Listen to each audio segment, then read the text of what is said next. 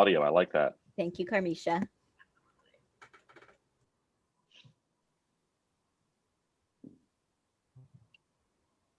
I don't see my dear friend and colleague, Stephen M. Shule, the mayor of the city of Durham, on the call yet, but I do see Councilmember Mark Anthony Middleton. Good afternoon, sir. What's up, crew? How's everybody? My partner in crime is vice chair of the legislative committee. Dynamic. Good times. Oh, hello, Representative Vernetta Alston, back in the house. Hey, team. Hey, we miss you. Where's the baby? Where is the There. Sorry, I miss Nice you, to but I see want to see the you. baby. Sure. The beach. My priorities straight here. They're all out on some sort of adventure. I don't even know where they are, to be honest. They went out somewhere. Well, if they get back and they want to do a cameo. Well, I have my my do not enter screen up, but Oh, see if they can make it in for a moment. baby Senator cameo. Natalie Murdoch has entered the chat and then left, but she'll be back. Hey, Natalie. Hey, still here. Just grabbing the headphones. Hello.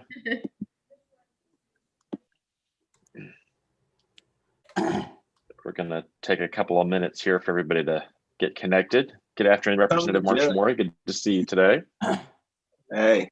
Thank you. Mayor Shule and I were on another Zoom with the Criminal Justice Group, so he'll be coming. Sorry I'm late. Fantastic. And I do know that Manager Page is wrapping up one meeting, but will be joining us momentarily as well. I'm sad we don't get to have our traditional breakfast together. And It I is would bad. say I am so sorry that we don't have grits, scrambled eggs, turkey bacon, pork sausage, biscuits, and an oat muffin for our beloved Howard Clement. Oh, you're making me hungry, Carmisha. Big bowl of chopped up fruit. That's mostly melon.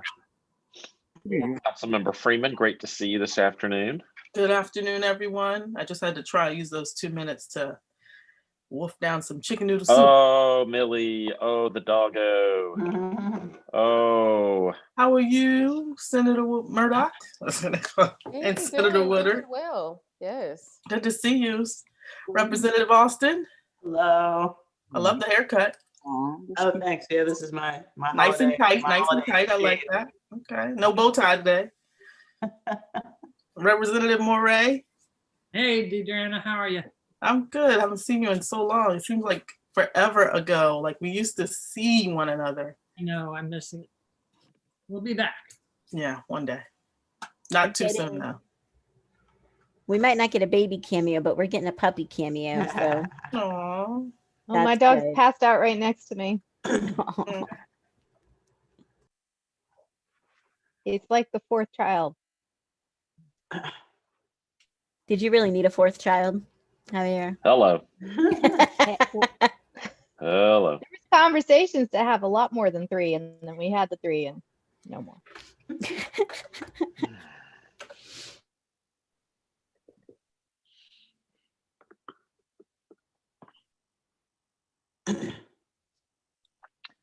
Well, for the folks who are watching this streaming on YouTube, just wanted to let folks know that we're going to try to wait a couple more minutes so that more of our delegation and our mayor can join us before we get underway. So hang in there with us. I just received a message from Representative Hawkins that he's looking for his link. One of my links had expired. I had to use the one that was sent That's the one that you here shared today. that was sent yesterday around 10. I'm sending one to Zach now too. Yeah, I just saw a message from Representative Reeves. He said his link isn't working. I'll take care of him, Natalie. Perfect. Thanks, y'all. The leader at work.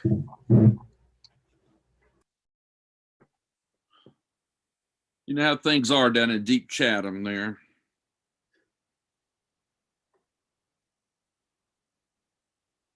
It's Chatham that just elected their first Latino county commissioner. And got rid of their last Republican, I heard. It's looking up down there.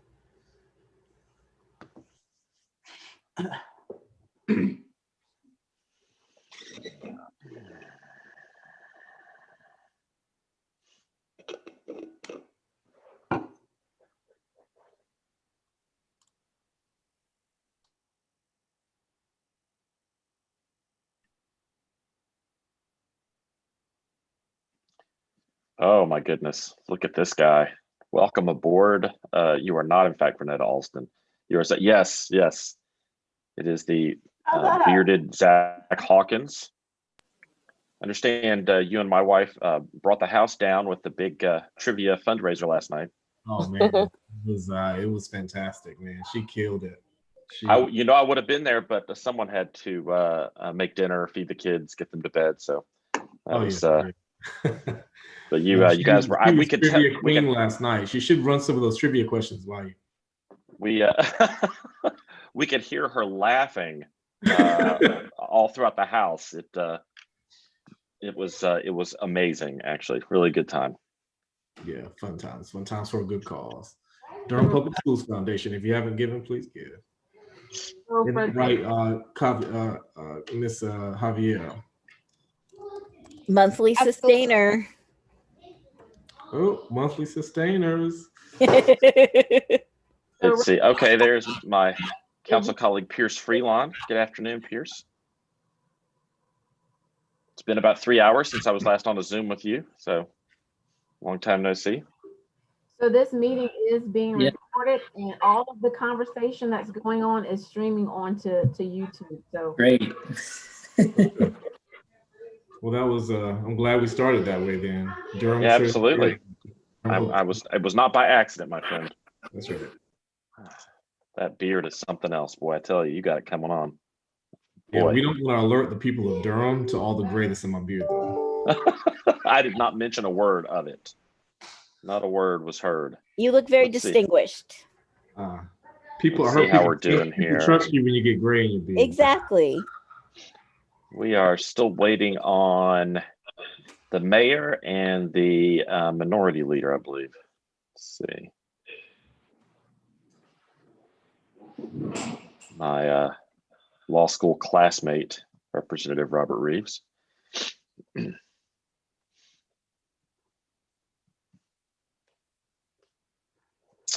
see what's going on over here.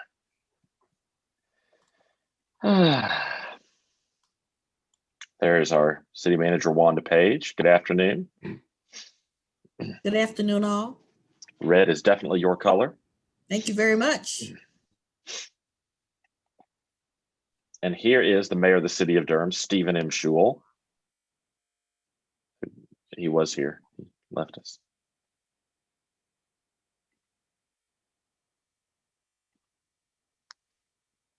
Hi, Steve. Hey, everybody. Have y'all started without me? Of course not. We finished. We're all done. Good to see everybody.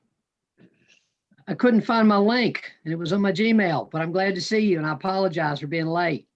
Mr. Mayor, we're still one legislator short, I believe. Looking at the screen, yes, Representative Reeves is not yet joined us. Still working on. We'll work him in. It's great to see everybody.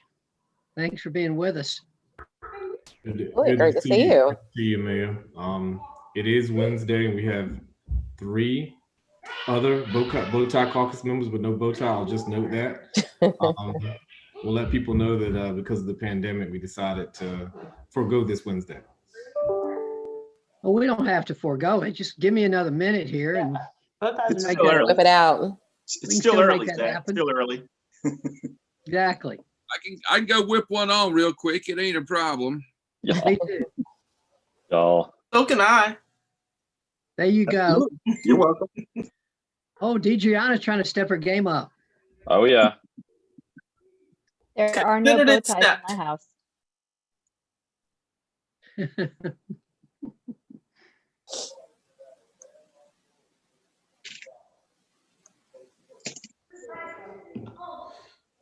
I'm having a hard time getting Robert on the phone to talk him through this, and his mailbox is full. Big surprise. I'm here, and yeah, the mailbox is going to stay full because all of my life now are texts and calls. And Robert, we can hear you, my friend. I know that's what I'm telling Mike. Oh, yeah, excellent, awesome.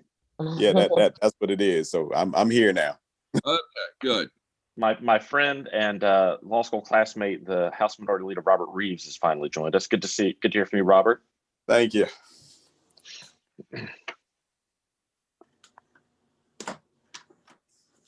So we got everybody? Mr. Mayor, I think we're ready for you. Thank you. Representative Reeves, I mean, what there? Never mind, he did it. Well, good to see everybody. I'm glad we're finally all together. Took us a minute or two, but it's great to be with the best legislative delegation in the state of North Carolina, hands down. We are so grateful to all of you all. And Councilmember Reese already mentioned that Representative Reeves has a new position, and we're all just really, really happy about that and grateful for him for taking on this responsibility, and good luck over there. We are here for a special reason, which is to take up our legislative agenda with our legislative delegation. Madam Clerk, do we need to call the roll, or are we okay? Mayor Schul, I believe we're okay. All right, good. All right, then we'll move right into it. As you all know, we are very fortunate in Durham to have Carmisha Wallace, our senior assistant to the city manager, who has guided us over the years through this legislative process. And this year is no exception. So we're going to begin with a presentation by Ms. Wallace. Then I'm going to turn it over to Councilmember Reese to also do a little table setting. He's been the chair of our committee, and Councilmember Middleton's been the vice chair of our committee, our legislative committee, and we'll take it from there. So Ms. Wallace, welcome. Thank you so much, Mr. Mayor, Mayor Pro Tem Johnson, members of the Durham City Council, and of course, our esteemed members of our Durham delegation. I want to thank you for joining in the very first virtual legislative meeting, state delegation meeting. For those of you who've been a part of the delegation for a little bit longer now, you know that ordinarily we would meet, or we would schedule the meeting for 7:30. Mayor Bell would show up around 8 a.m. to 8:15. And then we would proceed with our grits and eggs and hash browns and bacon and sausage and biscuits. But because we are living in very unique times right now, we're not doing that today. But I do want to certainly thank you for being here, making it a priority to have this discussion with us. Typically, we would have these discussions after the session began, but I heard from several of you, let's go ahead and get this party started. So I've worked very closely with our interim city manager, who I did not acknowledge, but certainly want to acknowledge, Wanda Page, who greeted you earlier today. And so Wanda and I have been working very closely to make sure that we bring forward the items that are of the utmost importance to the administration. I've also worked with Councilmember Reese, who's chair of the council's legislative subcommittee, as well as Councilmember Mark Anthony Middleton, who's vice chair of that committee to bring forward items that are important to the council and the community. So together we have developed an agenda with approximately 31 items. I must admit that I don't think that I've ever crossed that number, but it's no surprise that in the Bull City, we do things differently, and you'll hear more about that a little bit later. We also have some items that we refer to as our advocacy items, and I'll take this opportunity to share with you the legislative agenda items are the ones that we ask that you introduce legislation, if at all possible, on behalf of our community and or our organization. The advocacy items are the things that we ask that you support in the event that they come up throughout the General Assembly, but are not necessarily the priorities for us or the things where we prefer that you invest your energy. I'm sure, as many of you know, that priorities will change as the session goes forward, and we will certainly try to pivot and do our best to be responsive as well as proactive when it's needed. At this point, I want to turn it over to the chair of the legislative subcommittee, Charlie Reese, and he will provide some highlights as well. Thank you. Thank you, Carmisha. I appreciate that. And Mr. Mayor, did you want me to go through the items on the legislative agenda, or were we going to ask Carmisha to read through the items, or how do you want us to proceed at this point? I will defer to you all. Which would you rather do? I'm happy to go through the items. Why don't we do that real quick? All right. So, are you just listing them, or are we starting? I don't know that I need a listing. I don't know about my colleagues, but. all righty. Happy not to do that. It's a lot of reading, that's for sure. I think, why don't I just do this? Why don't I talk a little bit about some of the things that are on here, and then try to open us up for a bit of a conversation about what the session might bring. I think if you've had a chance to look at the legislative agenda as well as the advocacy agenda, I think what you will find is that what we have put together is a list of legislative proposals that would, in some, make a huge difference in the lives of the people of Durham. And whether you talk about changes to broaden the circuit breaker property tax exemption, measures that would increase our ability to promote affordable housing in Durham, the ability to change the way that we fix and enforce income-based water and sewer rates, or some of the changes that we would ask to increase the ability of folks to get access to driver's licenses and have fines and fees waived for past incidents. There are a host of measures on this agenda that we, as a body, believe would make Durham a better place to live and would make our state a better place, and really improve the lives of the people of this city.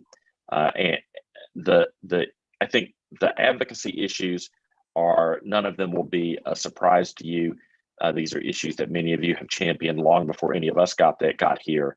And the same is true for the legislative agenda. I think to my mind, one of the most productive uses of this kind of session is less to talk about the items, like to go through a laundry list of all the things on the agenda, but really to ask you, our legislative delegation, how this agenda can be most helpful to you in the work that you have to do at the General Assembly, and maybe help us understand what are the most productive ways for you to advocate on our behalf in the General Assembly. So maybe I'll ask the Dean of our delegation, Senator Mike Woodard, to kind of get us started by talking about a couple items on the agenda that you see that might be the most productive use of your legislative time in the General Assembly. Most productive use of, I'm sorry, are we not going to go through each one of them? Is that what, did I miss that part of the conversation that Vernetta was talking about? I was just suggesting we didn't need a listing, but I think it would make sense to go through, each of them for a discussion, but I didn't know, Charlie, if you were suggesting. Okay, then let's go ahead and do that. That's a great idea. Knowing my colleagues, we've all looked at these and read them. I know we had some preliminary conversation based on your committee meetings. And I know I've shared conversation or text with some of you on some of these. So I think we should just dive in and at least understand some of these. I think we may have, I suspect, Councilmember Reese, we've got some questions that we may need some information from you or your council colleagues. I see a number of your staff folks, particularly from the attorney's office and some of the departments on here as well. So we may have some questions about that if they can join in as well. So why don't we just dive in? Fantastic. I'm sorry I misunderstood Vernetta, Representative Altson's suggestion, and we'll go ahead and get started then. Number one on the legislative agenda is removing the age or disability restriction on the circuit breaker property tax exemption. And you can read the description there. I'm happy to get thoughts or questions from legislators about that item number one on our agenda. So I think one of the things for us to make sure that we share with you all, and you all probably know this, is some of these that will be local bills and some that will have to be state bills. So any of the revenue taxation questions will be state bills. And as such will obviously bring more scrutiny and attention than a local bill would. So that's going to be the case here. Let me think. So anyway, this will be a state bill, so I just want to make sure you all are aware of that. So I was going to share for the benefit of the group, this was actually an item that was in the city's legislative agenda in 2019. It's not a new request for us. And full disclosure, we received some pushback from county partners, specifically Durham County at that time. But there's another item in the legislative agenda that might help us achieve some greater flexibility relative to property taxes. Has the county's feedback in 2020 for 2021 changed at all? Or is it substantially the same? It has changed. Okay, for this item? No, for a related item. The other one. Okay. And then the next one is allow inclusionary zoning for affordable housing. Again, that's an item that was in our legislative agenda in 2019. And the primary purpose of that or focus is to pretty much require affordable housing. Of course, everybody on this participating in this meeting today is very much in support of affordable housing. So this was just another tool that the council has been advocating for to increase the number of the amount of affordable housing in our community. Again, we've gotten pushback from the development community at the state level. We suspect that may happen again, but of course, because it is important to our community and to our elected officials, we thought it'd be best to present it to the delegation again. The next item is. Can I stop you there? Let me just interject because I'd be curious to hear from you and the council members on some of these that we know are state bills and will be a heavy lift for us. Can you all give us some indication of will there be other advocates for these other cities, the legal municipalities? Are they going to be joining in these as part of their legislative packages so that it's not just Durham, but perhaps we're going to hear from Greensboro or Goldsboro or Gastonia or other municipalities who might be working for these? And you all can give us some idea of where the league is on developing its agenda for all the league members. Councilmember Middleton, do you want to share some thoughts about that for us? Thank you, Mr. Chair, and good afternoon, everybody. Good to see you. Senator Woodard, the league is still in process of developing our legislative agenda. The more flexibility, the theme of more flexibility in terms of affordable housing and zoning has come up in discussions. I do not know that that will be codified in our final document, but it's certainly being talked about within the ranks of the league. I'm not sure if it's going to make the cut, though, in terms of advocating for legislation in upcoming sessions, in immediate upcoming sessions, if that's helpful. But we are talking about it. Okay. Or Mark Anthony, or anybody else who's had conversation, or mayor through the mayor, metro mayors, or other groups. Y'all had conversations of other communities who are requesting this? Because I think most of you know the history of inclusionary zoning at the state legislature. And that's always been a challenge.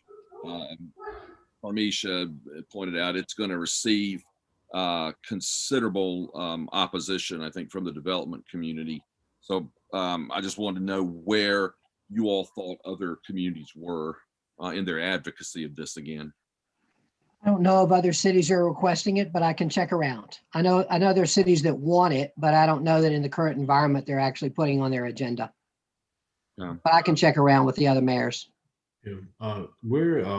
This is Zach. What's the temperature from the city attorney? Because I know that some are of the view that cities who like to move forward in this regard just go ahead and move forward, right?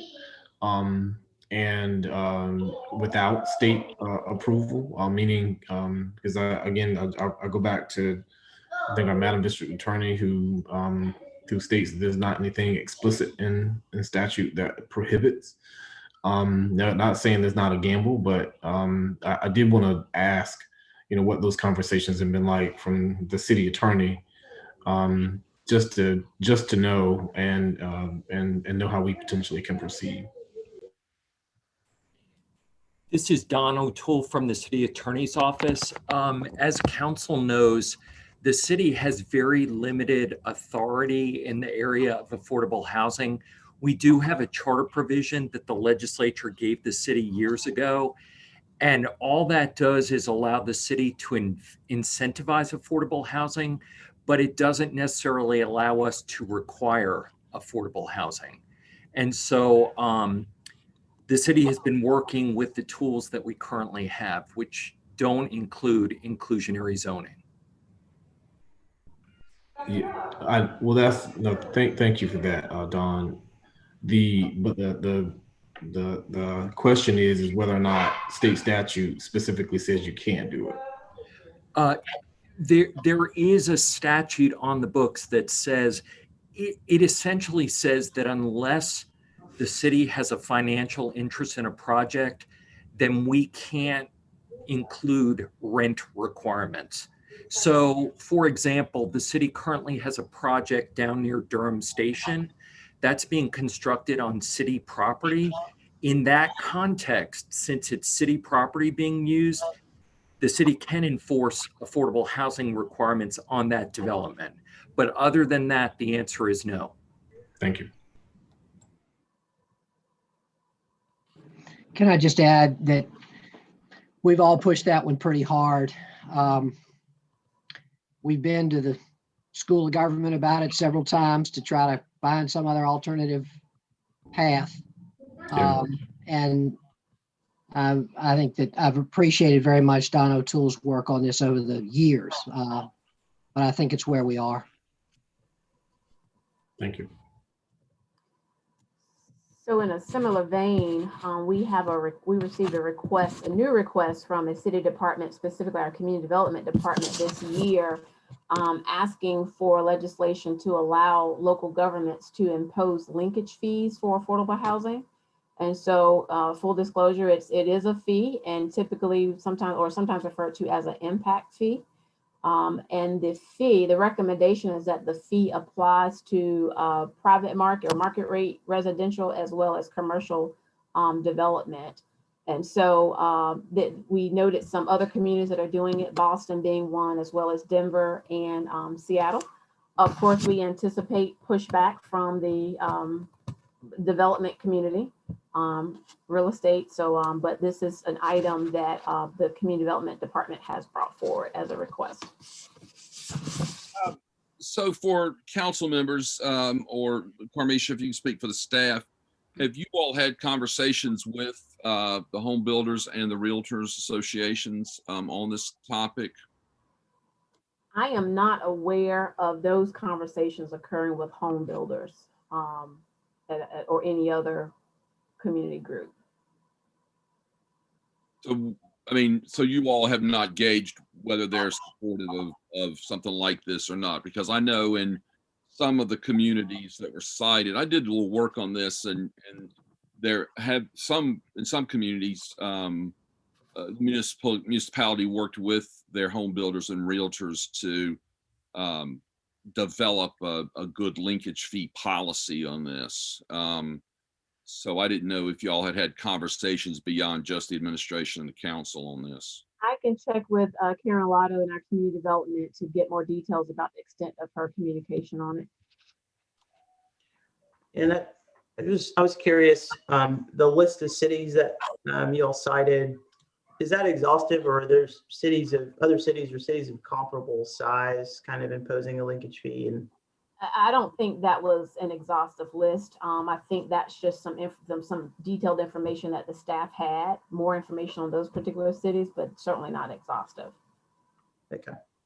Yeah, Burnett, I can say, just my look at it, it's not exhaustive at all. And so a number of cities have this, but as many cities as there are that have linkage fees, there are probably that many different flavors of linkage fee too, how they came about, how they were developed. And then of course, I think you all had a note in here. I don't know if you all have gone as far ours to talk about what a potential rate might be either for the linkage fee, because they have varied. I've seen them as low as 50 cents a square foot. I've seen them as high. One community within their business improvement district had them at, hold on to your hat here, folks, $20 a square foot, which is, but again, that was very carefully negotiated. So most of them I've seen $1 to $2 per square foot. And then some communities had them for both commercial and residential. Some have left commercial out. So I'd be curious if what y'all's thoughts were on that, or they left office. They specifically left office out as well. So I just I had the same question, Mike. And if someone's going to answer that, I'd also just be curious if y'all thought about where you want the revenue to go, and or if you just want the flexibility to kind of figure that out later. Well, I definitely, staff definitely indicated that more work would need to be done to determine what the fee amount would be. But the revenues would be used for affordable housing generation by the city. My sense, I think, and I don't want to, I hope the council will certainly jump in. You all are certainly, my senses are looking for every tool you've got to address the affordable housing situation. And this is a tool that a number of cities, particularly cities like ours that are progressive in their thinking, have used. So that's my sense is what you're trying to do here. I think we've got some questions and probably just need some more information from staff on this one. Absolutely. So let me just jump in real quick. It has been our intent as we have put items on our legislative agenda to try as little as possible to not to box in our legislative delegation to a particular form of an idea, but to give y'all maximum flexibility to work with various stakeholders, obviously representatives from the other party, to come up with something that you think can pass muster, but that also achieves some of the goals we're trying to achieve with each of these items. And so if the suggestion is that the city should try to engage directly with the developer community to come up with a particular plan that might work, and then come back to you and engage with the legislative process in that way, we can certainly take that project on. But I think our what we were trying to do is say, this is the kind of thing we'd like to have, exactly as you said, Senator, that this is the kind of flexibility. This is one of the ideas that we've read about across the country that other communities like ours are using to promote the development of affordable housing. But as legislators, y'all are maybe better situated to help us figure out what's possible or most helpful. But we're happy to take it however you want us to work on it. Well, I think we can work collaboratively because they're going to, on a number of these, the stakeholders are going to engage with us or with you. It's just a matter of at what point the stakeholders engage. And I'm one who always likes to build my stakeholder group early before, and build that support before we, oh, let's pause for baby time. Look at that. These opportunities are fleeting, so I just wanted to bring him in. Oh my goodness, he's getting so chubby already. My gosh, I'm getting those cheeks. I'm getting those cheeks. Starting. Oh my gosh. Oh my gosh. Is there also an innovative way? I mean, that they'll come against the urban areas, that we could link it with some incentives for the rural counties. So it's a package deal, but there's the benefit for our own linkage fee, but somehow there's something that will help benefit and draw in some of the rural communities. I don't know how that can be done, but we don't want to see what happened when they took away the Chapel Hill impact fee. And, we have a tough road to go with the Republican majority. And yeah, and beyond that, there are a number of sections of the statutes that clearly say local governments cannot regulate, and the attorneys can help me here, but they lay out labor, trade, mining and manufacturing. Those are the sections of the statute that I looked at. I don't think mining and manufacturing apply here, but the restrictions on that, and I suspect we'll have to work through the clear statutory restrictions on labor and trade. So on this one. So I mean, I think the next thing is just getting some answers to these questions and then thinking about how we work with our stakeholders on this one. I guess I'm surprised to hear and happy to hear you think there might be some potential for that. I mean, you know, when we made this this legislative list, this was before the election, and we knew that there were different possibilities for that election. But this one in particular, it would be great if it could advance, and we can certainly do some more work on it.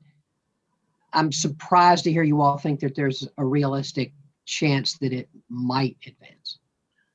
Well, Mayor, I don't want to give you too much optimism here. I think it's going to hit a lot of opposition, and I think there are going to be challenges, the statutory as well. But I guess I wanted, you know, I guess my thing is you all hand us something that we know is going to, the lobbyists will be in our door as soon as we draft the bill. Sure, of course. So, you know, I would rather have the conversation now and find out if there's some way to achieve the laudable council goal here. If there's some way to do that before we draft a bill that's just gonna die in rules committee. So, yeah, I think that, you know, for the 31 items, we are not realistically looking for you all to draft 31 bills. We're asking you all to look at it and think, you know, these are the 5 that we think we might really have a chance to advance. Give us your full backing of that, or, you know, those kinds of things. So all that guidance will be helpful. Yeah, and as I listened to your 2 committee meetings that I attended and read through these, you know, I think what you all have done are incredible. I mean, the work you all have done on this, Carmisha mentioned it, they have 31 solid items on this list, plus your advocacy items is unbelievable. I mean, I've been there. I've chaired this committee back in the day, and so that's just impressive. I don't know when you all sleep, I have to be honest with you. So I think rather than drafting 31 bills, you know, what I would hope, and I'm glad we're doing this in December rather than February, is understanding your policy goals. Is there a way to get there with our help, whether that's legislatively, administratively, or working with stakeholder groups to achieve what I think you're trying to achieve? Because clearly you're trying to get every tool you can, and we're supportive. Well, I say me, I shouldn't speak for my 5 colleagues, but you know, well, I will. I say we're supportive of affordable housing. It's just trying to figure out the way to get there. And here's just yet another tool that you all have discovered that I think is an interesting tool. I've read some really interesting stuff about this. How do we get there?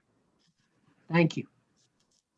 So, Senator, that's very helpful feedback. And I guess along those same lines of improving affordability options in Durham, the Community Development Department submitted another request that I referenced earlier about a local option to provide property tax relief for low-income homeowners. So if you might recall, we had an item in the agenda from 2019 that Durham County was not in favor of.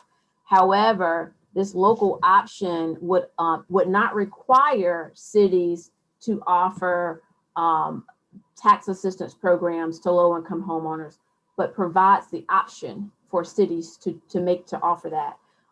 Durham County has a similar item in their legislative agenda that they're going to be sharing with you, I think, in the month of January. But I will tell you that the tax administrator, Dwayne Brinson, has been in communication with community development staff on this very proposal. So I think it looks like we're going to have, this could be a joint effort. They haven't worked out all the details, I know with the city's proposal, we were recommending a cap amount. I think it was 1%, and then the county was recommending, it was a difference of 3% and 5%.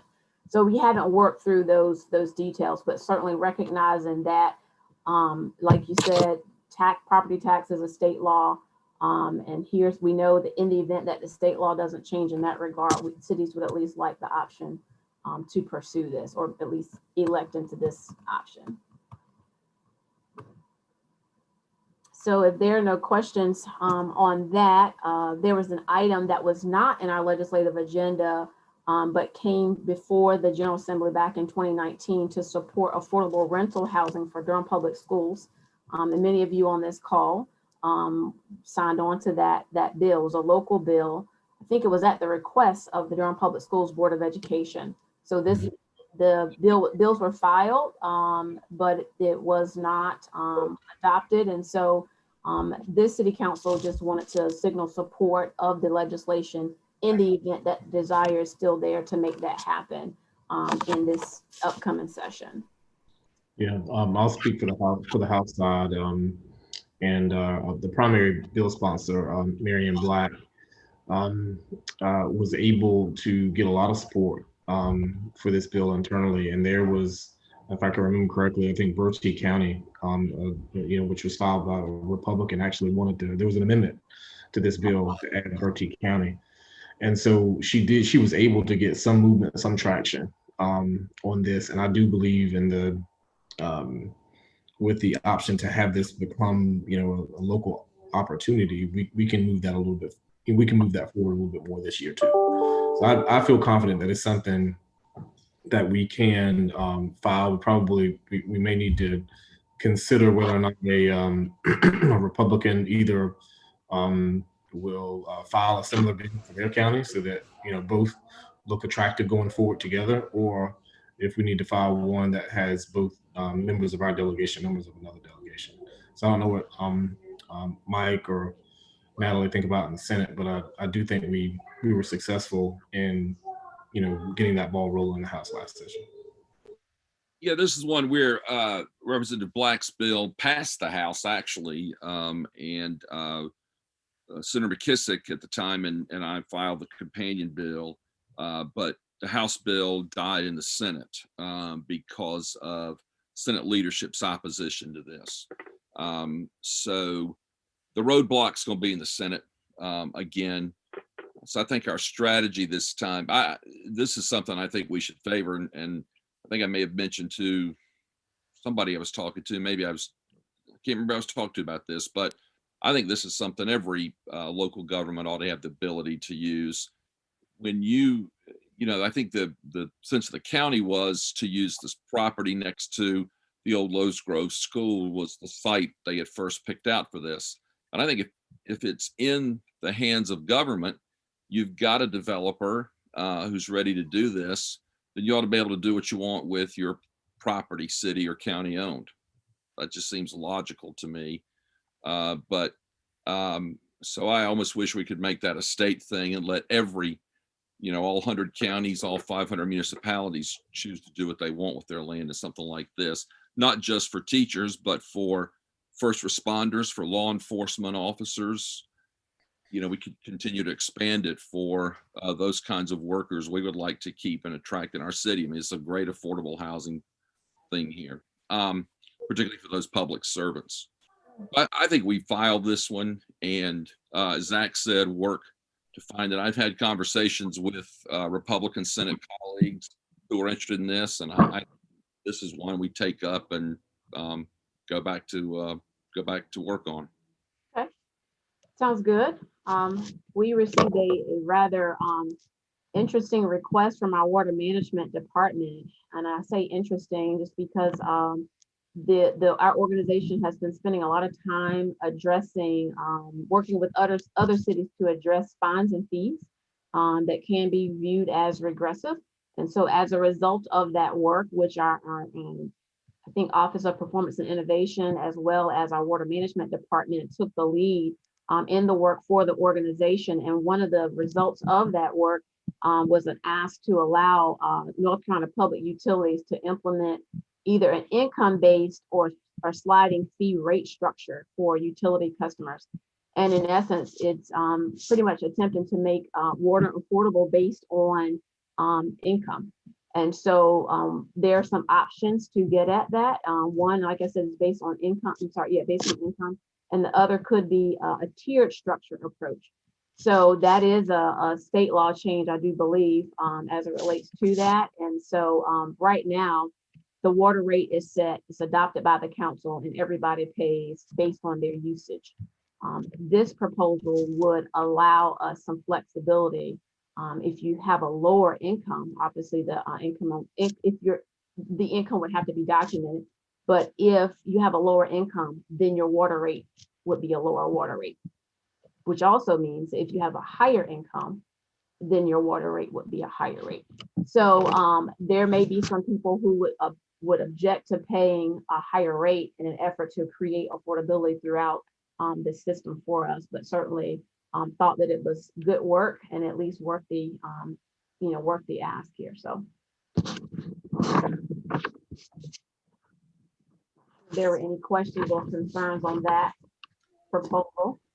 And Charlie, is this another place where you all are kind of just leaving both options on the table, and do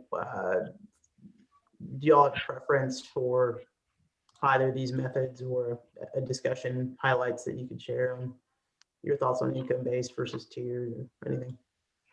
I think it's whatever can work. I think that, as I said earlier, what we've tried to do is give y'all an idea about one option we'd love to pursue, and give you kind of the landscape of here are some different ways it's been handled in other places, and leave y'all to figure out what is the best strategy with the folks who set agendas in the General Assembly. And again, if it's more productive for us to figure out exactly how we think something ought to be structured, and work with the various stakeholders to do that, and then come back to you with a more specific proposal, I think we'd be happy to do that. But my sense was, given what we now know about the realities in Raleigh, and the leadership that's going to control agendas and bill movement, that more flexibility was probably a better idea. Let me say, here's one that I think we probably need to take the lead on the stakeholder group with this one, because your stakeholder group is, well, one, you're going to have a potential legal issue that we've got to work through, and that courts in North Carolina have generally held that this is a user fee, and generally user fees have not had sliding scales. So we've got to get around that legal question on what the courts have generally found, unless your legal staff has pointed me somewhere else. We'll also have another issue that I've got to track down with the Local Government Commission. They tend to look at, because I guess this would all be enterprise money. Is that right, Carmisha? This would be enterprise fund money. So the LGC is always going to look very carefully at when you're playing around with rates in enterprise funds. So, so I think this is one that we probably need to take and research with our folks in Raleigh and get back to you on that one. So that sounds good. The next item is one that was in our 2019 legislative agenda, and that was to issue driver's licenses to undocumented immigrants. That one was not filed by the delegation at that time, but you will note that many of the items that are in, that was kind of our starting point, full disclosure, for this year's. Let's go back to the items from 2019 that were not passed and revisit those. So this is one of those items. I think philosophically, we all agree with this and would like to do it. As of yet, we haven't been assigned any committees. And so once we get our committee assignment, that'll help a lot, which committee this would go through. But I know we're on board. We fought the immigration and the sheriff's role the last 2 years. Fortunately, the governor's veto stopped that, but I know I'm pledged to work on this too. So once we get the committee assignments, that'll sure help where we can traffic this through. Yeah, same here. Thank you. And Representative Mori, I know you've done a lot with this, so just want to share my appreciation for you. Mr. Chair, if I might. I think you're muted. Go right ahead, Mark Anthony. Thanks, Charlie. I was trying to read your lips. With respect to this issue, I remember, and I'm going to get the delegation's thoughts on this briefly. I remember years ago lobbying members of the legislature with the North Carolina Latino Congress for provisional licenses. And we had an interesting ally. A lot of farmers in small towns and folks who you wouldn't expect were actually allied with us because it was those undocumented workers oftentimes that were driving their produce and their products into market areas. I'm wondering if this, and I know we're not talking provisional here, I assume we're talking about full driving privileges, but I'm wondering if couching it as an economic development issue could still hold that coalition together that was on board when it was provisional for purposes of, developing their or expanding their economic well-being. So it's just a thought. Mark Anthony, it's a good thought, and you're absolutely right. Another interesting ally on this has been the insurance industry, the automobile insurance industry as well. So it's sometimes I always say politics, but policy makes interesting bedfellows, and it's interesting to see the business interests that have been supportive of doing something like this. So y'all know this issue well, and Marcia, among others, has been a champion on this. So I think we'll certainly find the avenues to have that conversation, particularly with our Latinx community, who's sort of taking the lead on a lot of this stuff as well. So yeah. I just want to quickly chime in and say with this and, in-state tuition are the two issues that I hear consistently. Mm-hmm. Yeah, I think this is Zach. I think, it's honestly just starting to socialize the idea with, the stakeholders, just to sort of take the temperature and see what the pushback will be, right? And to, because every session, seems like every day sometimes you have to check your allies in the General Assembly, and I think that this is one where we would want to pull those folks together, and as we move forward with it, we'd like to include you, right? Because this is not I would hope that we all realize this is not a one-time you give us the agenda, but I would hope that we would check in from time to time to gauge and potentially include you as we talk to the insurance industry and the other interested stakeholders. Because I'm on a lot of bills that I'm working on, I'm doing some of the same things, and it's an interesting process to go ahead and have your ducks in a row. So I think this is one of those bills I definitely want to work on it too. Absolutely. And I think to Representative Maury's point earlier regarding kind of those rural partnerships, I know in the Senate, that's also really, really critical. So I've definitely heard the same thing from, the agriculture and farming community, that they see the benefits of this. And regarding allies, Representative Maury or Senator Woodard, where was the Farm Bureau with this when it was kind of really, really being pushed for by a number of groups? Do we know? I don't know, but it's worth looking into. Yeah, they would be a group that I would look out to. I know that they get a lot of what they ask for, so I definitely think it would be worth having that conversation with them. I think it's definitely one of those issues that could be bipartisan if it's approached in the right way. Sounds good. That's very, very, very helpful. The next item was also in our 2019 legislative agenda, which was to allow electronic speed enforcement to improve safety in the school zones and high pedestrian priority zones. And at that time, Senators McKissick and Woodard filed legislation at the request of our transportation department. As part of our Vision Zero pedestrian safety plan, we at that time, we had a different transportation director, but I have engaged our current transportation director, whose name is Sean Egan. He was supportive of the concept as well. So Senator Woodard, I don't know if you think that the appetite might be any different as it relates to this go around. Yeah, and I think related to that is the next item as well, to reduce speed limits to 25 miles an hour on local residential streets. So These did get some conversation, Mhm. and we just couldn't find enough traction. But I am interested in filing both of these again and trying to work on these now that I'm back on the transportation committee and work to find some help on these. So I think for me, again, not speaking for the delegation, but I think we'd like to work on these because I think they're both good ideas. Yeah, and I share that. And, as Marcia mentioned, I don't know if I'll stay on transportation on the House side, but happy to work with Senator Woodard and the rest of my colleagues on all those, the kind of cluster there of transportation related bills. Yeah.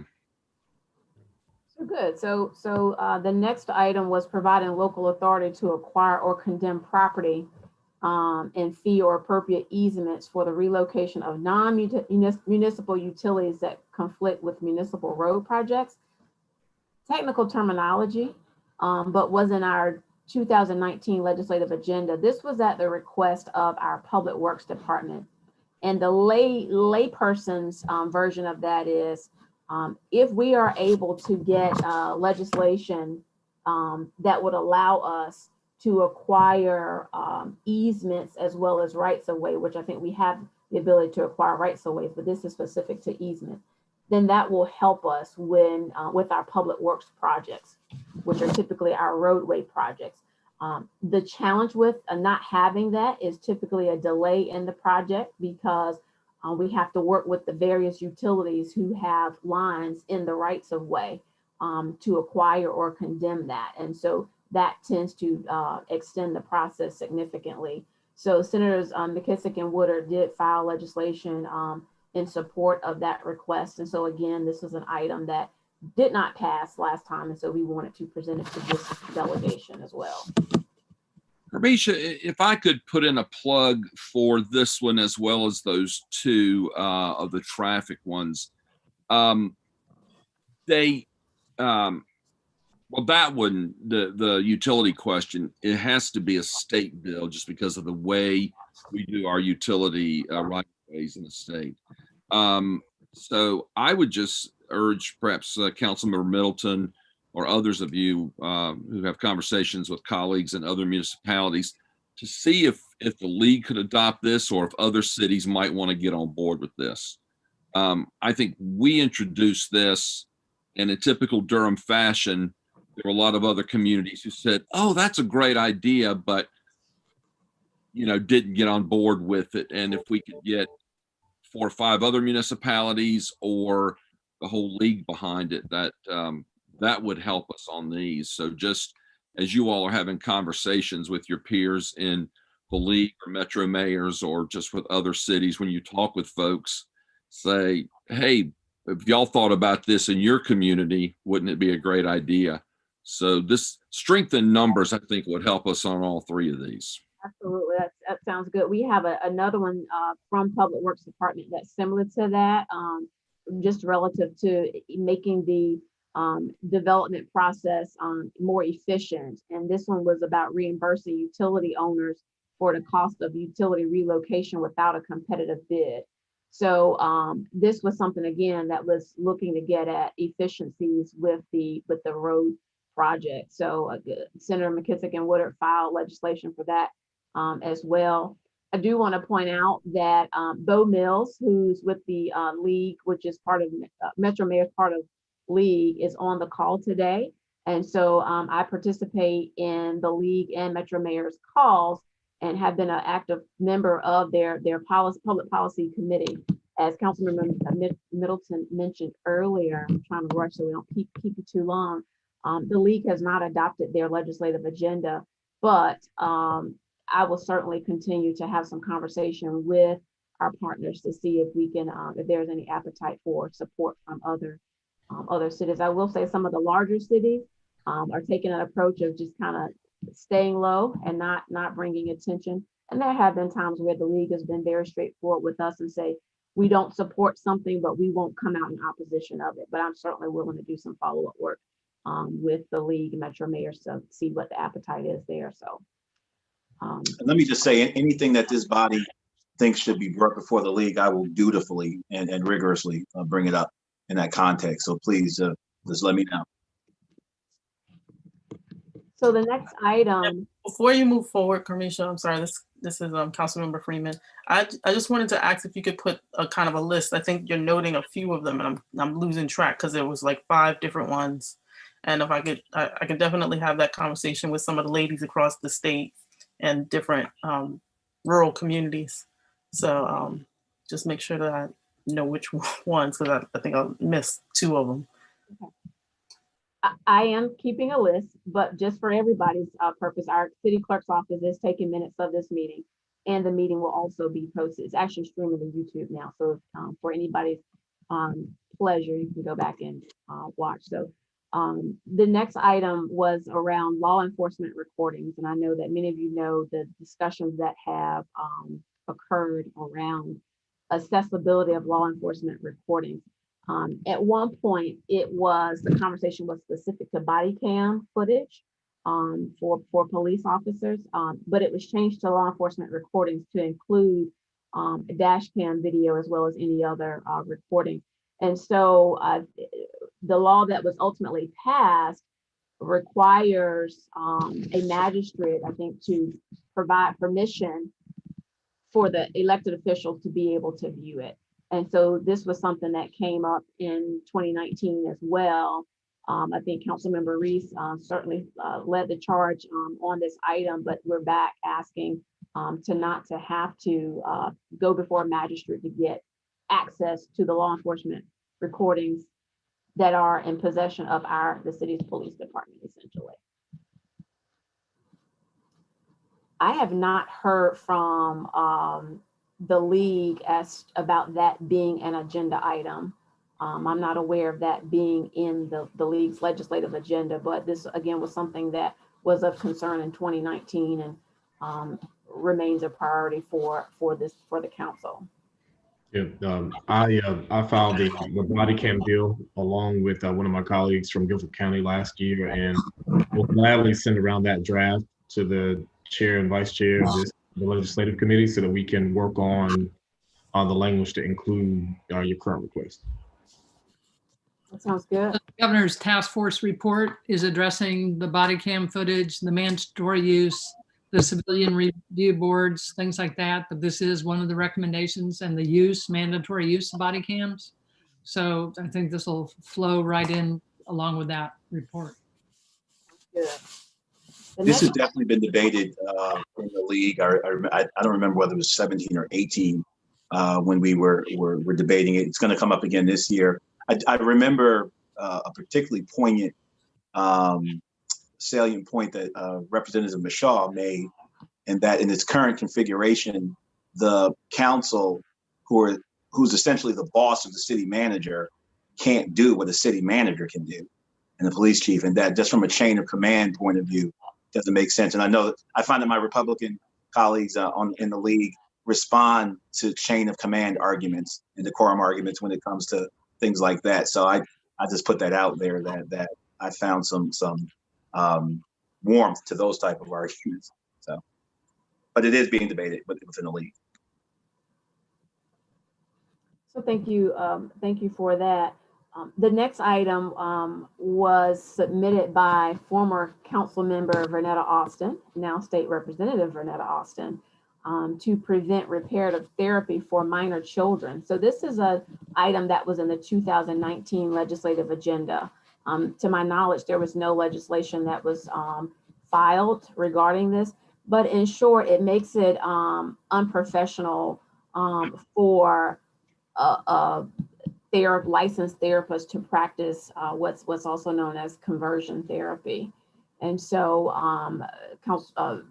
no longer council member, but Representative Austin, I don't know, I know you've been doing a tremendous amount of work in this arena. So if this is something that you think we might be able to get some traction on, please let us know.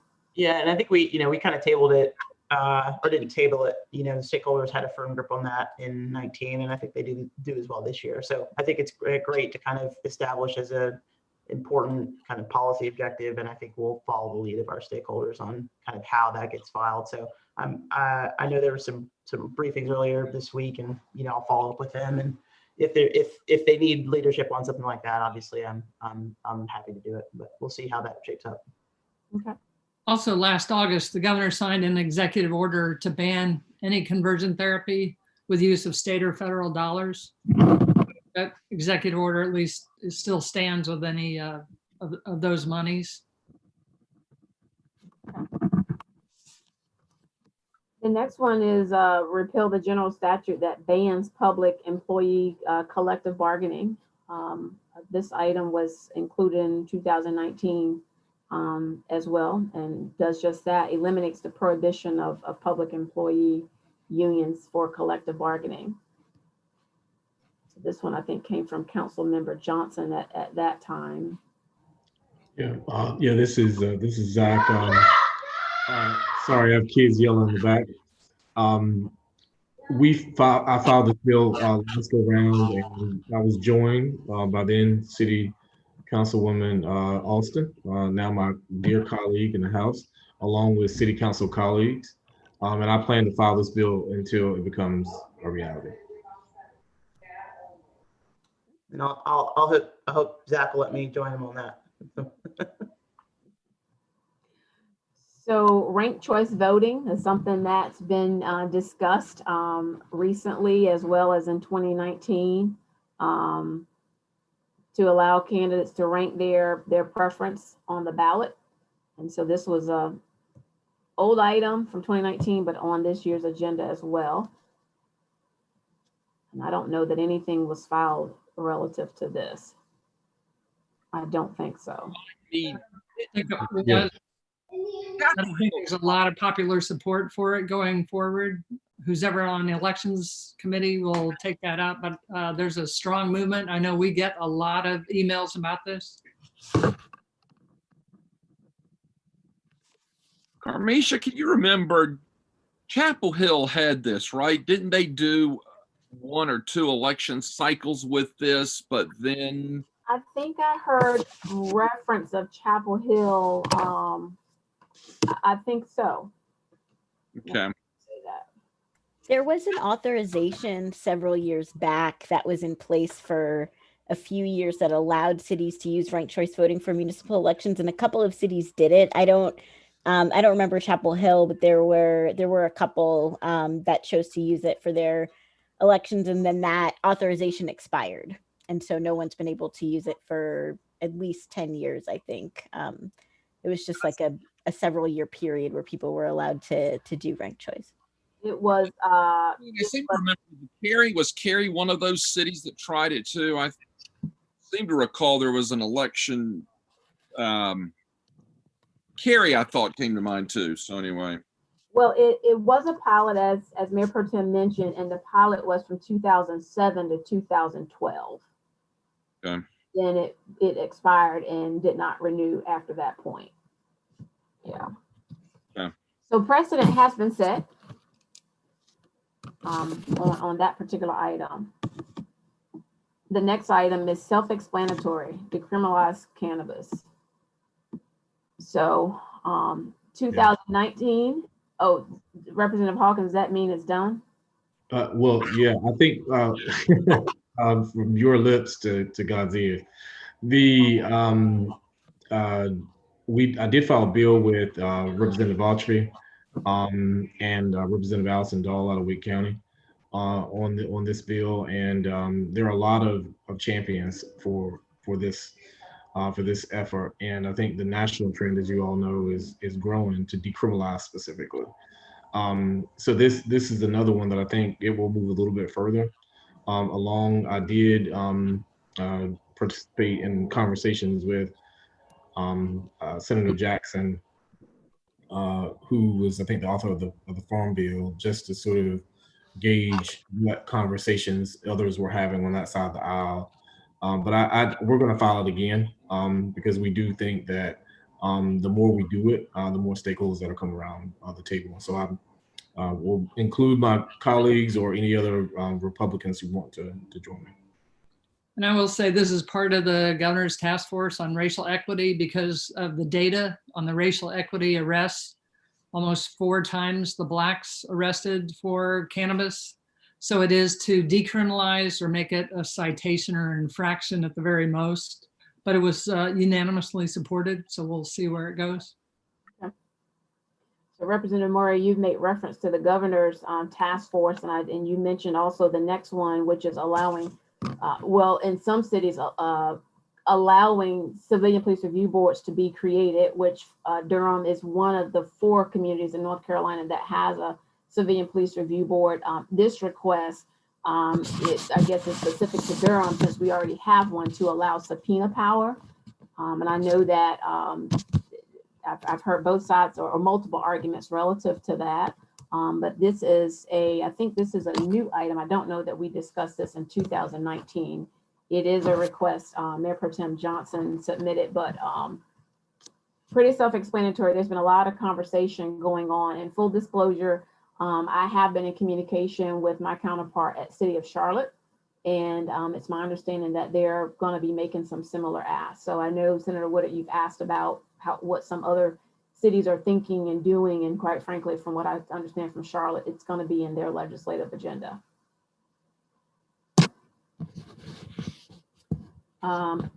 The next item is a new item, which is to require all employers to provide at least 10 days of paid sick leave. Any objections? No objections. I filed, along, I think some other colleagues filed this one as well for paid sick leave. The governor did move forward with the Executive Order 121. And that, well, not 121, but an executive order to move forward with it for state employees. And so I think this is, I think we will get continued traction on that type of that bill, but I don't know for all employees if we will get a lot of pushback on that. But I do think it's worth continuing to sort of socialize with the business and the chamber community to see what their thoughts are, because I mean everyone sort of understands, given the pandemic, that essential workers and folks who are moving our economy along need some rest and reciprocity. And so we definitely want to keep this going, and I plan on filing it again. And again, I'll work with the chair and the vice chair and yourself, Ms. Wallace, to get the specific language you guys would like to include. Thank you for that. Thank you. Yeah, this is another of my requests, and I just wanted to, add on the subject of striking while the iron is hot, right? The pandemic, I think, really highlights the need for workers to have access to paid sick leave. And there's a movement among a number of cities that have been able to pass paid sick leave, but of course, because of preemption, we're not able to do that as a city at a city level. So yeah, it feels like if there's going to be a time to move it, like now is the time. So thanks, Zach. So I want to do a time check. It's 4:12. Our goal was to get through this discussion by 4:30. So I want to respect everyone's time, and so I won't rush, but I will ask that you stop me if I need to slow down. The next item was an ask to create statewide reparations commission. We've had a fair bit of conversation within our community among the council in particular, as well as some of our volunteer groups and boards about statewide reparations. Actually, our council adopted a resolution regarding reparations, and we have another resolution that mentions the council's position in support of reparations. So we wanted to ask our state delegation to pursue a statewide reparations commission. If there are no questions on that, then I'll transition to the next item, and that was a request of Councilmember Freeman. This next one is also a request from Councilmember Freeman, which is to develop a trust fund for disaster recovery and flood mitigation. So Councilmember Freeman, do you want to talk a little bit about that, or are there any questions on that? Well, I have questions. I guess I'm trying to understand how this is different than the funds that exist now in various departments and particularly the state's rainy day fund.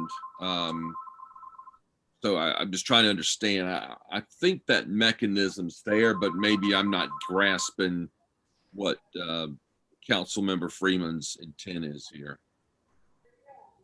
Thank you for the opportunity to share some insights. I actually was made aware of the resiliency study and in the mechanism being in place, but it doesn't actually, it's not a resource for the resiliency work around flooding. So just noting just that slight change might be all that's needed. I can definitely follow up with you on it with some of the resources that I've been in contact with, but it is definitely work that's happening across the COG. And I think the TJ COG is also working with the COG down east. And so we can talk more. That'd be great. If you'll follow up, that'd be helpful to understand. I think the tool's there, and it sounds like based on what you're saying, you've heard from TJ COG and the councils down east, we just maybe need to tweak what we're doing now. So that'd be great. And making sure the resources are there. Yeah. Okay. Yeah. So the next item was a request for support hands-free. That was some legislation that was previously filed in the last session, specifically House Bill 144, and it makes it unlawful to use wireless communication device. I don't remember, I can't recall exactly where this legislation landed. If I recall, we did have members of the delegation did support this. I think Senator Woodard, maybe you and I had some conversation about this. Yeah, I was the Senate sponsor of the companion bill that got voted out of the House, and I'll be the Senate sponsor again. We've already put together the 3 Senate sponsors of that. So, and I think the language will probably be almost identical to what it was in 144. So that's coming back, and we'll be working to pass that this time. Sounds good. That was actually a request that came from a member of our community through Councilmember Freelon, who submitted it for consideration. So we appreciate the work on that.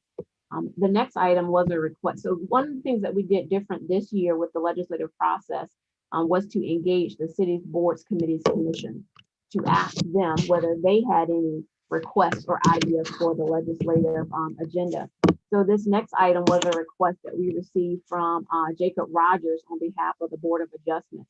And this is as a result of meetings occurring virtually and during the COVID environment. And so what this ask is to amend state law to continue a quasi-judicial hearing for 30 days. It's my understanding that right now there's a possibility that someone could continue hearing indefinitely, which essentially delays the project. And so the concern is that folks are using that to their advantage to delay the project when they have the ability to do that. So this may no longer be an issue once we return to normal, whatever normal will be. But given this is where we are right now and not sure when normal will return, this request was submitted. Well, my take is I appreciate the board raising this. I think it's definitely worth having the conversation to figure out. I think there may be a couple of legal things we got to work around on this, but I think the intent is good. And I think this is one we ought to take, and it's certainly at least research. And again, one of these where we understand what the goal is, what council, in this case, the Board of Adjustment's intent is, and how do we get there to achieve that goal. So, so I really appreciate the board bringing this one forward, because clearly there's a gap in, well, a loophole maybe is what I'm trying to say in this that we ought to address. Sounds good. The next couple of items were submitted by Ryan Smith, who's one of a city employee that works in the Office of Performance and Innovation. But along with Ryan's work with the DEAR program and the NC Justice Center, this next request is to eliminate driver's license suspension for non-public safety related matters. And quite frankly, referencing something that Representative Moray mentioned, based on the data, there's a core group that this impacts when they lose driver's license. And there's been a significant amount of work done by Ryan and the team with Office of Performance and Innovation regarding restoring driver's licenses, quite frankly. So this is looking to do away with or not eliminate driver's license for non-public safety related matters. The next item is to expand expunction relief to allow automatic expunction of eligible convictions. So my understanding is there are certain expunctions that are automatic right now, but there are other charges that are eligible for expunction, but they are not automatically expunged. So that's an area where we're looking to improve that work and primarily focus on the target audience for who are most impacted by that. The next item is to repeal the NC drug tax. So this was a eye opener for some of us who did not know that when drugs or controlled substances are confiscated, that there's a tax that gets applied. And so we're looking to repeal that tax, that drug tax. The next item is a fair chance hiring, ban the bots, which is something that Durham took the lead on many years ago, but looking to expand that for state jobs, state contractors, and private employers. So not sure if there would be any concerns. Well, I know there would be some concern for some who do not know, who feel like they need to know about employment backgrounds. So, but this is a push where NC Justice Center is saying that they think it's time to ban the bots on job applications. So the next item was actually an item that Representative Hawkins and Maury brought forward back in 2019. And we're just acknowledging support of the Gun Violence Prevention Act. So it's my understanding, I suspect that you all will bring this back this go around. Okay. So this. And the ERPO next one. Okay. So yes, ERP, extreme risk protection orders. And so this council has gone on record in support of those two items. The next one is going back to an item from the NC Justice Center to eliminate permanent suspensions for non-DWI related convictions. So again, just trying to reduce the number of people who are negatively impacted by having their driver's license suspended. And so in the case of someone whose driver's license is suspended for maybe not showing up for court or something else that's not DWI related, then we'd like to have that changed so that their driver's license are not suspended.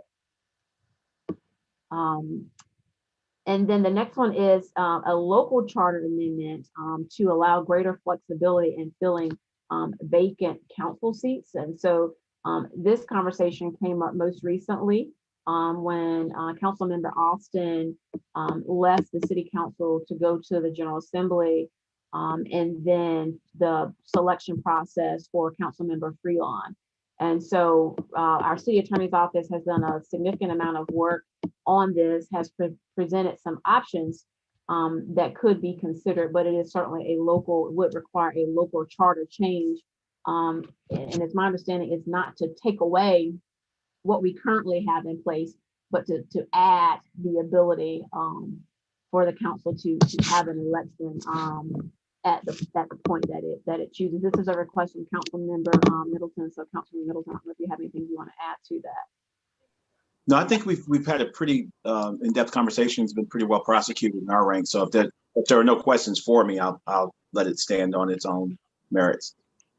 I just had kind of maybe a general question. You know, it seems like the proposal does create more flexibility, and it strikes me like a lot of flexibility. And so I guess I'm to not you don't mandate any particular course. And I guess I'd be curious, I didn't see your conversations about it, if there are any highlights. You know, I just wonder if by not kind of compelling some sort of like, if not one, then two, no matter what those things are, by making it so kind of, may do this, may do that, if you're potentially just creating making it complicated for this and future councils. And just, yeah, I'd be curious if you could flesh that out maybe just briefly. Sure. Well, in terms of the terms of complication, there's only two choices: select or elect. And I think the compulsion is to fill the seat. So we're compelled to fill the seat. That the question is by which method, either selection or election. And really, what this was occasioned by was a prevailing reading of our current charter that I just happen to disagree with. The prevailing reading was that we had to, under all under no circumstances could we not go through a selection process. And my reading was that, who's to say that a good faith selection process, part of that selection process is making a determination that at this time, COVID, we could not in good faith engage in a good selection process. And therefore, since election was already contemplated by the charter, that it was a remedy available to us. I just didn't buy the notion that the sky was going to fall if we had an election, because after looking at we were sitting already under emergency powers. So I just felt that if we were challenged, that we were on good grounds to defend our decision to have an election, which is contemplated in the charter, over a selection process. The other thing is that I remember a previous selection process where that gave us Councilor Caballero, where it seemed to me that there was a determination that we were not going to have an election, period. And even if in a good faith selection process, it came down to a tie vote, that the prevailing thought was one of us would change our vote so we would not go to an election. Now, that might be within the letter of the charter, but I just don't think that spiritually the document is meant for us to find ways to avoid an election at all costs when it is clearly contemplated in the charter. So, as far as being complicated, there's only two things. It's selection or election. I just think that for the sake of our democracy, having more flexibility, and particularly this is COVID, particularly I feel like COVID has taught us this, having that greater flexibility would be a good thing, because if future councils face, God forbid, a pandemic again, or a pandemic or whatever, famine, that does not allow the type of engagement, full-throated engagement, public engagement that we're used to in Durham, but we're under a clock as well, that we have to select someone within 30, 60, whatever, 90 days, but we're in the middle of a pandemic. And we're fearful that we're going to get our charter snatched if we don't do it within that 90 days, to be able to default to another remedy, which is clearly contemplated in the charter, which is election. Again, this isn't to do violence or eliminate the ability to select, but to just augment our ability to protect our democracy. And again, I don't think that we should be in the business of figuring out ways creatively to avoid an election at all costs, because we're going to change our vote if there's a tie. I think we should have the flexibility to determine, okay, this selection process at this time isn't feasible for whatever reason, and then go to an election. So that was, and moreover, finally, this is something among, we have a lot of things on our legislative agenda. This is something that actually a lot of people actually talk about. A lot of things on our legislative agenda, they don't come up in regular conversation with constituents. And that's not to say that they're not reflective of our values, because I think they are. But this is an issue that we heard from a wide range of folk in our community who wanted an election during that process because of COVID. And I'm just simply parroting what I heard from a large number of constituents. And I think we could do it without doing any violence to our obligation to select or elect a council member. So I hope that addresses. Yeah, thanks a lot. Yeah, I just wanted to have a sense of it. I appreciate it. And so if there are no further questions on that, the next item is also a local charter amendment. And this is to allow us greater flexibility with us, the city of Durham, to provide greater flexibility with issuing grants. And this is something that's come up as a result of COVID. And so, of course, cities across the state of North Carolina received, or counties, and in some cases cities received CARES Act funding from the federal government, and had significant responsibility on getting those funds to the people that needed them in a timely manner. One of our neighboring communities was able to provide grants, and namely the city of Raleigh. And so Councilmember Middleton submitted a request to do that like Raleigh did. I think we're very comfortable with doing things how Durham does it, but this is specific to grants. And so, and again, it just came up that this organization provides grants on a very regular basis. As our city attorney pointed out Monday night during the council meeting, our language allows us, has a process for us to provide grants to nonprofits that are providing a certain service. The concern that came up during COVID is providing grants to private entities. I'm no attorney. Our attorney, Krista Kukaro, has been very, very involved in this item as well as other items in the legislative agenda. So if there are any questions on that item, Krista is on the call and can, I'm sure, respond. No questions. I think it's a great item. I think surprised others haven't thought about it before. So some of the feedback from Krista is that there's the charter amendment, and then she did share potential concerns regarding state constitution, but looks like there's some options to address that. So that got us through the 31 items in our legislative agenda. So these are the items that this community, this council, this organization would like for the delegation to advance on our behalf. It's now 4:30. We do have 10 items in our advocacy agenda or advocacy items. And I won't walk you through those things, but I will say that a couple of them are from our Environmental Affairs Board, just wanting this organization and this council and this delegation to be mindful of energy efficiency measures going forward. We did have a couple of council requests from Councilmember Freeman included in there relative to COVID and 2 holidays, or proposing 2 holidays, one being Juneteenth, the other Indigenous Peoples Day, and as well as expansion for Medicaid, which is something that is certainly being talked about across the state of North Carolina, which I know you're aware. So that is the entirety of what the council unanimously adopted Monday night. And if there are no further questions, I'll turn it over to the mayor. Thank you very much, Ms. Wallace, and for a great job. I can't believe you got us through them all that fast. I have a few observations. One is I'm sorry to say that I've had a little instability here with my internet service, but the good news is the only person I missed talking was Senator Woodard, and so that's probably okay. This was, I'm struck by the fact that if this delegation and this council could just run the state, we would have an awesome legislative agenda. I wanted to highlight onto the advocacy items. I hope that you all can find some common ground with some of the Republicans on some of these energy issues, some of these solar related deregulatory measures that would really help us. I know that there's a lot of interest amongst a number of Republicans to do things that will, that are anti-monopoly, shall I say, and those are things that we support in this, that will help our ability to support solar. So I hope you all will look for those opportunities.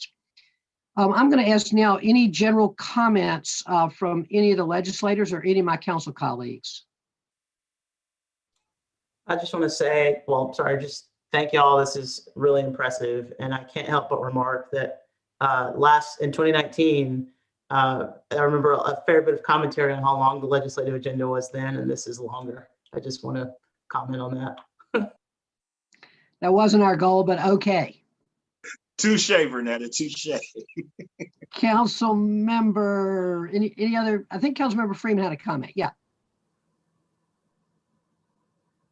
Thank you, Mr. Mayor. I really wanted to thank you all and appreciate that this process has been as painless as it possibly could have been for me, as I missed a couple of the meetings with some other priorities. But I do appreciate my colleagues and pulling all of this together. And I will say that it is much longer and it is much richer as well.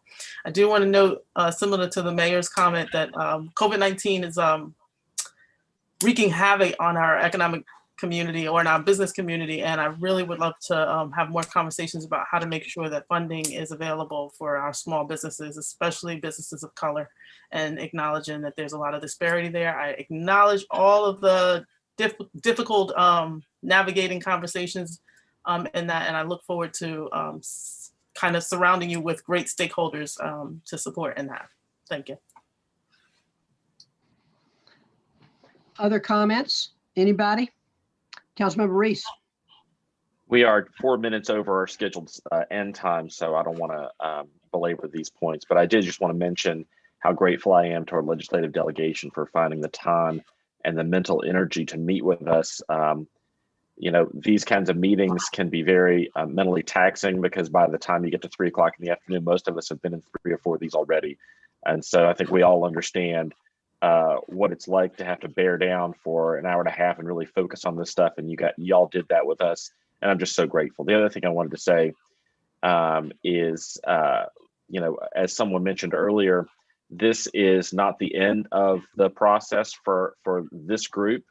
This is really the beginning of our collaboration for the next session of the General Assembly. And we want to keep these lines of communication open. And for individual members of our delegation, if that means talking to individual council members, I hope you will know that you're free to do that. If it means you'd rather just talk to the mayor, that's fine. If you want to reach out to me as the chair of the legislative committee, that's great too. Whatever works for y'all. But we hope that this can be the beginning of the process of us working in partnership to try to hit at least some of these goals that we have for the upcoming session. So thanks again for taking the time. Congratulations to each of you, by the way, on the recent election results. Y'all did great. And so I look forward to working with you over the next 2 years on this agenda. Thank you, Mr. Mayor. Thank you, Council Member. Mayor. All right, Senator Woodard. Let me say thank you first to on behalf of our delegation. This is the second of 7 of these meetings that we're having, so we are in for the long haul here. We started yesterday with President Buxton at 8 a.m. So anyway, but thank you all for making this a wonderful, rich conversation. I hope our remaining 5 go as well as this one did. Thanks to Council Member Reese and the other members of the Legislative Committee. I sat in virtually on your 2 committee meetings. I had to leave one to go to a ribbon cutting with Council Member Freeman, but I came back and got it on YouTube later, and that was great. And then I was live with you on your last one. So I appreciate the work that went into this by council members. And of course, the always amazing Carmisha Wallace, who pulls this all together with help from your incredible staff, attorneys, and all through the departments on 31 items. That's just amazing to me, so that y'all did that. What I want to say, Mayor, is just next steps. I mean, I think we've had some chat with the delegation about this. I think we're going to take the items back, and to Councilmember Reese's point, we'll certainly be reaching out through Carmisha and various members on those. Some we identified today and others we may have questions about. I think I kind of pushed this a little bit into December, when historically it's happened in late January, early February, even after the General Assembly has started meeting. And I wanted to get it up front, maybe in anticipation that y'all would give us 31 or give us some really interesting ones to talk about, so that we could have that dialogue in advance and be ready when bill filing starts. So yeah, this continues the dialogue, just begins the dialogue that I know we'll continue to have with you all. So thank you for incredible work today and some incredibly thoughtful suggestions for us. Thank you very much, Senator. All right, if there are no other final remarks, I just want to express my appreciation to everybody, especially to Ms. Wallace for another year of a job well done. We really put her through her paces this year. I want to thank, I see Dustin Engelken from the Triangle Apartment Association has also been with us throughout, a glutton for punishment, as well as Bo Mills, who we really are glad you all are here. All right, friends, thank you so much. We love our delegation. We are behind you 100%. We are so grateful that we have the not only progressive, but proactive delegation that we do. And we just, please let us know how to support you. As President Obama always says, we love you back. Thank you. You guys have All a right, great friends, rest of your day. I'm going to now adjourn this meeting at 4:39 p.m. Thanks for everybody. All right, y'all. Thanks for Peace. everything.